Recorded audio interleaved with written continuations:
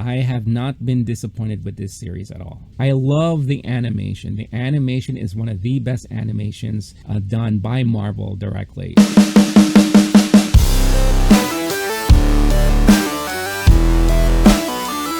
I was going to talk about What If, Marvel What If, because they already had their 5th episode. I believe they only have 8 episodes this season. So we are at the midway point. And these shows, what makes it unique is that each story is self-contained in every episode. So it's not an overarching storyline, right? I really like what they're doing. And again, this is an easy series to watch because it's not connected. Every episode is not connected to each other. It's its own standalone storyline. And the great thing that I love about What If, I was a huge What If comic book series fan when I was a kid, because I did love reading alternate storylines, alternate realities. And I think this show is brilliant because right after the heels of Loki, when the multiverse kind of exploded and kind of were introduced to all of us, now we're getting a show of these universe, these other alternate universes, and what the possibilities are in each of those universes, right?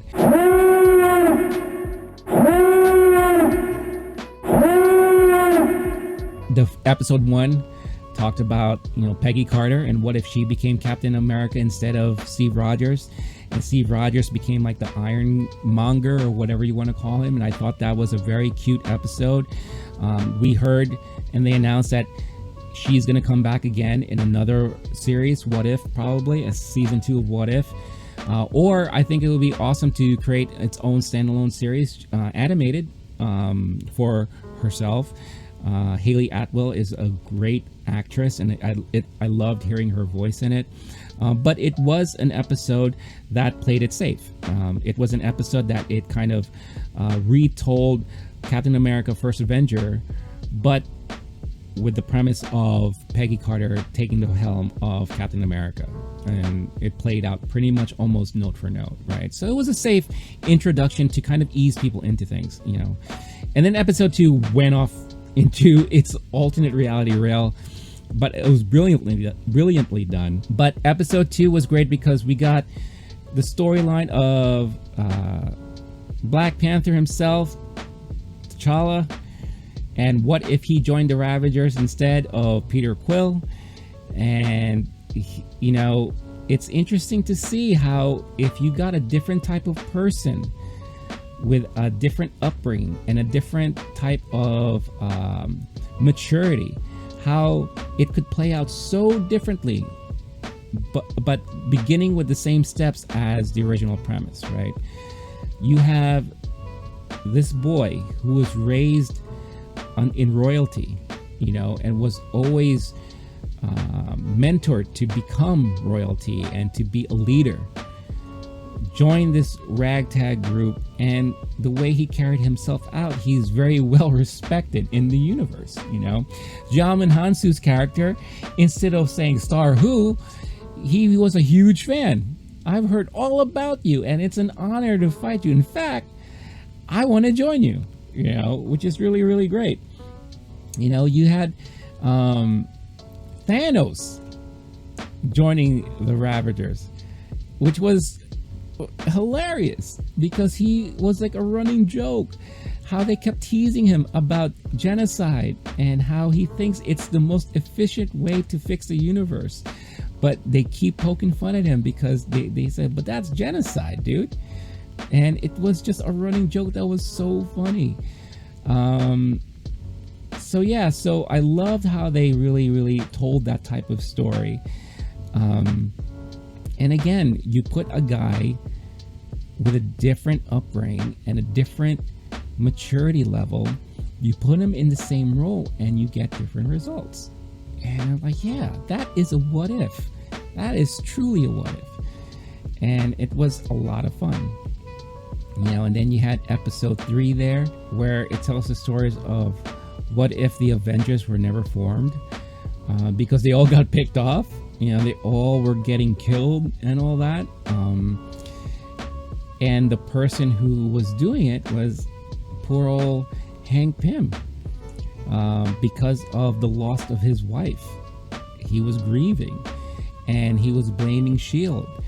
And because of all that, he went crazy, and anything that Shield was working on, he went against. And this was his way of going against Shield. It was just destroying what they were trying to create, because his life was made miserable because of losing his wife and his daughter, and it was really interesting to see Loki teaming up with Nick Fury and all that. So it was another, again, what if, but playing through the Avengers storyline in a different way.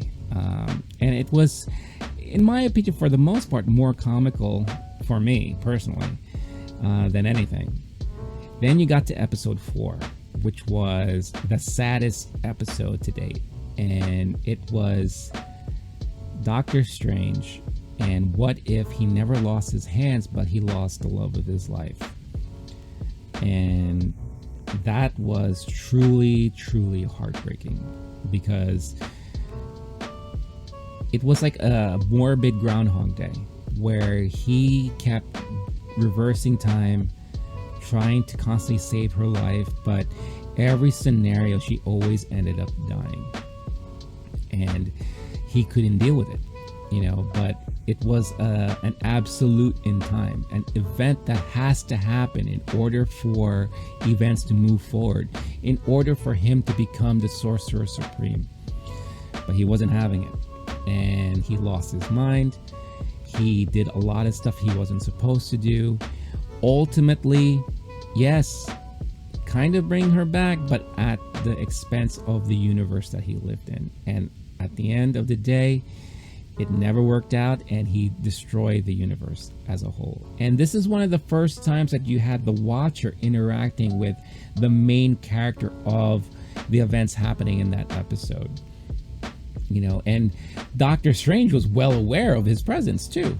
He kept calling him out. It's like, I know you. You have the power to fix this. You should help me out. But as the Watcher's duty is never to interfere. He just chronicles, watches, observes, and that's it. So that was extremely heartbreaking. That was like the saddest episode. And then the last episode that aired this past week was, finally we got Marvel Zombies on one screen, and in animated form. And I thought it was pretty entertaining and pretty hilarious. A little far, a little bit of a stretch as far as storytelling is concerned, because if you're zombies, how come you can still utilize a lot of your superhero powers? How do you know where to go? It's like they're zombies with brains, which really didn't make sense. But I had a lot of fun with the episode because it played a lot of things out differently. It showed a lot of new interesting leaders of the groups there, and it was just a lot of fun. It was truly a fun episode, and you got to see Spider-Man in there. And the one brilliant thing that I loved about the series so far is they were able to utilize a lot of the original actors who portrayed the characters on screen. So it's nice hearing their voices. I love the animation. The animation is one of the best animations done by Marvel directly. I was never a huge fan of their animated movies in the past. I always felt it lacked that certain quality that DC and Warner Brothers were able to establish with their animated movies, the cartoon movies. But this is probably the best that they've ever produced. It reminds me of like those movies, like feature films that are animated, but they're drawn from actual footage of the actors portraying them. I'm trying to think of the one movie that it kind of reminds me of. I believe it's Scanner Darkly. Scanner Darkly. It's a Keanu Reeves movie. It's an animated movie, but the animation was done by going over actual footage. So you are getting the likenesses of the real characters, and of the real actors. And I kind of get that same feeling from this show, which is one of the things I really love about it, because it doesn't really take you away a lot from the live action stuff that we are familiar with, especially when it comes to a lot of these characters. So I think it's really well done. I'm liking it so far. I think it's kind of mixed out there with some people. I think because there isn't an overarching storyline, that a lot of people feel like it's not that necessary to do a week-to-week watch. I have heard a lot of people say that this is going to be a bingeable show, a show that they will binge through once the series is over. But it's fun. I'm liking what I'm seeing so far, and I can't wait for the rest of the episodes to drop. And more than likely, I will talk about the series as a whole later on. But yeah, I just wanted to talk about that now because I haven't had a chance to yet.